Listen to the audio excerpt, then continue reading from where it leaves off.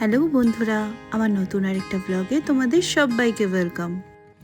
আমার আগের ব্লগে তোমাদেরকে দেখিয়েছিলাম আমার মেজো মামার বাড়ি থেকে আমাদের সমস্ত কাজবাজ মিটে আমরা আমার নিজের মামার বাড়ির ভিটেই ঢুকছিলাম। এই সেই মামার বাড়ি, বহু পুরনো দিনের এই বাড়িঘর, আমাদের মাদের জন্ম। অনেক বছর পর এলাম তো এই গলিটাই। এই দরজা, নীল রঙের গেট, এগুলো সবই আছে দেখছি, শুধু চটে গেছে রঙগুলো। আর ভেতরেই এই সেই আমার ছোটোবেলার মামার বাড়ি। কত স্মৃতি এখানে। উঠোনটা আর নেই, আগাছার জঙ্গলে খেয়ে গেছে।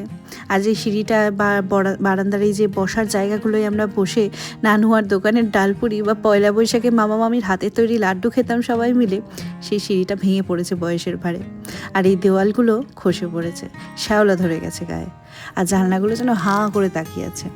তবু চোখ বন্ধ করলেই যেন দেখতে পাচ্ছি, জানো তো, এই বারান্দায় বড় মামার স্পেশাল চিকেন কারি রাখতো, খাওয়াতো।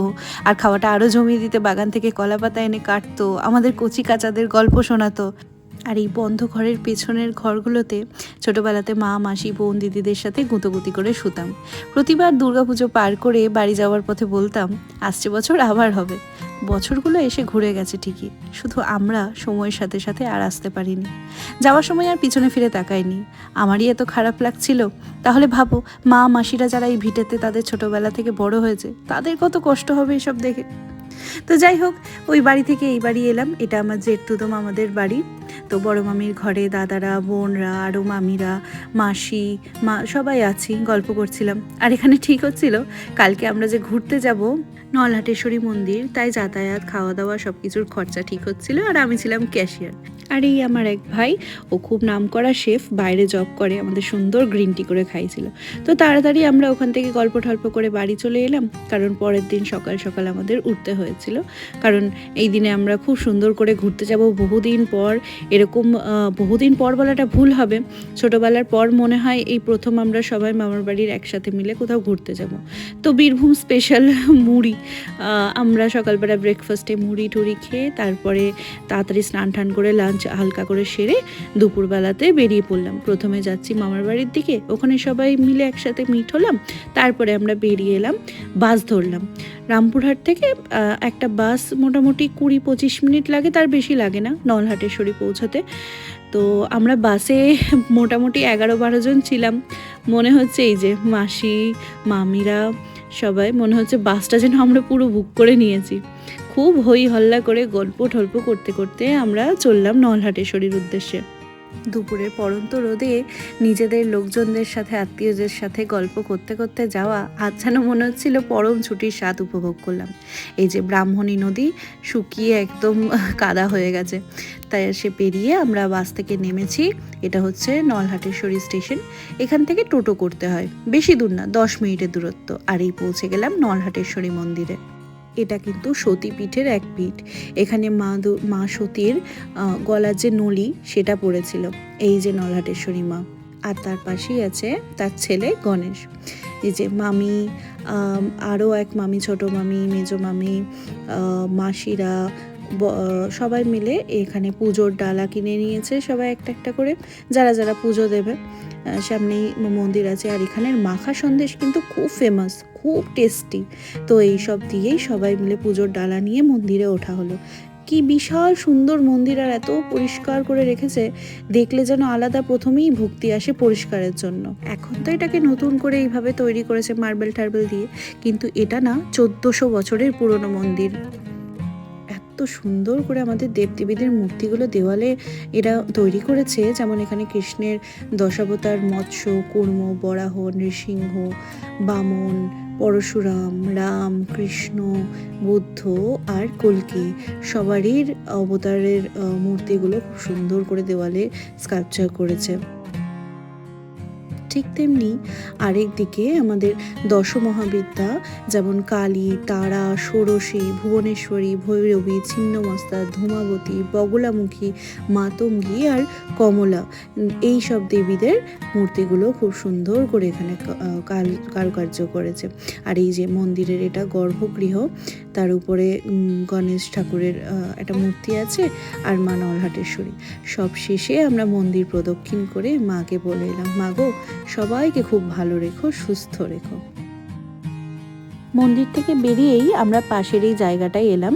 এটাও মন্দির চত্বরই, পাশে আবার মার্বেলের বেদি করে এখানে মা জগদ্ধাত্রীর পুজো হচ্ছিল। এটা হয়তো কারোর বাড়ির পুজো, তার মানসিকের পুজো।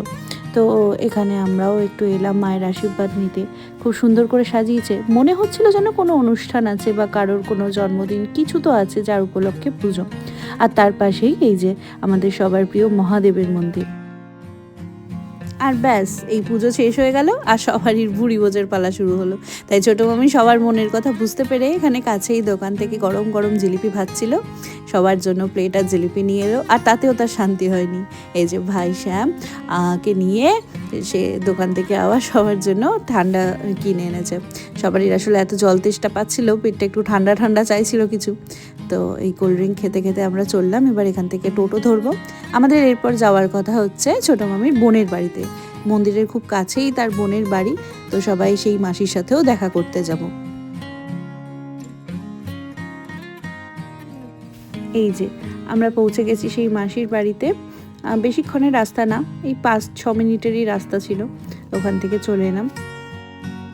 এতজন মিলে হামলা করেছি, মাসি একদম শশব্যস্ত হয়ে গেছে। ঘরটা খুব সুন্দর করে সে সাজিয়ে গুছিয়ে রেখেছে, মেনটেন করেছে। আর আমরা সবাই গিয়ে বসে রেস্ট নিতে শুরু করেছি। আর সাথে মাসি সবার জন্য চা করে কফি করে এনেছিল, আর এখানে সিঙ্গারা। এই হচ্ছে আমাদের সন্ধ্যের স্ন্যাক্স। আর এটা মাসির মেয়ে, ওর নামও রিমা, আমার ডাক নামও যেমন রিমা। আর ও কিন্তু খুব গুণী, এই যে হাতের আঁকাগুলো একদম আর্টিস্ট, এত সুন্দর করে এঁকেছে। এই যে চারকোল পেনটা এখনো শেষ হয়নি, চারকোল আর্টটা, এটাও ওর আঁকা। আরও খুব সুন্দর গান করতে পারে। এখানে সবারই বেশ গল্প আড্ডা জমে উঠেছে ঘরের মধ্যে, এত বেশি জোরে জোরে কথা, হাসি, আওয়াজ। আমরা সেই জন্য 3 জন মিলে, ওই ভাই, রিমা আর আমরা এখানে একটা সিরিজ দেখতে বসেছিলাম। রাত্রেবেলায় বিরিয়ানি না খাইয়ে মাসি ছাড়লো না, আর এই করতে গিয়ে আমাদের হয়ে গেল প্রচুর রাত। এখন প্রায় 11টা বাজছে, 11:20 এখান থেকে লাস্ট ট্রেন। তো সবাই যখন ঘুমিয়ে পড়েছে, আকাশে চাঁদ, একদম মধ্যরাত্রে চাঁদ উঠে গেছে, তখন আমরা গিয়ে স্টেশনে পৌঁছালাম। লোকজন আছে ঠিকই, কিন্তু খুব কম, রাত্রের ট্রেন তো। একদম লাস্ট ট্রেন এটাই, নলহাটি থেকে রামপুরহাট। বেশিক্ষণ না, মাঝখানে একটা খালি স্টেশন পড়ে, আর এক্সপ্রেস ট্রেন। তাই আমরা ওয়েট করছি ট্রেনের। আমাদের ট্রেন প্রায় চলে এসেছে কাছাকাছি। নলহাটিকে শেষবারের জন্য টাটা বলে এবার আমরা বাড়ির উদ্দেশ্যে রওনা দেব। আর সেই দিনের বিকেল থেকে রাত্রি অবধি এমনভাবে সময়টা চোখের পলকে কেটে গেল, ছুটির দিনটা যেন এক নিমেষে হু হু করে চলে গেল। খুব ভালো কেটেছিল। প্রথমবার এরকম সবাই মিলে মামার বাড়ির একসাথে কোথাও ঘুরতে যাওয়া, জোট বেঁধে বহু বছর পর যেন এতটা আনন্দ হলো। তো যাই হোক, ট্রেনের এক্সপিরিয়েন্সটা তোমরা দেখলে, মারাত্মক ছিল। তিল ধারণের জায়গা ছিল না, যেটা আমরা ভাবতেই পারিনি। তো ট্রেন থেকে নামার পরে খুব হাঁফ ছেড়ে বাঁচলাম। 12টা 12:30 বাজছিল, তখন আমরা প্রায় বাড়ি ঢুকলাম। আর রোজকার জীবনে, আবার দৈনন্দিন জীবনে ফিরে যাওয়া। পরের দিন আমার বর্ধমানের ট্রেন ছিল। তো যাই হোক, আজকের ব্লগটা এখানেই শেষ করলাম। নেক্সট আরেকটা ব্লগে তোমাদের সাথে খুব শিগগির দেখা হবে। ততক্ষণের জন্য সবাই খুব ভালো থেকো, সুস্থ থেকো। টাটা।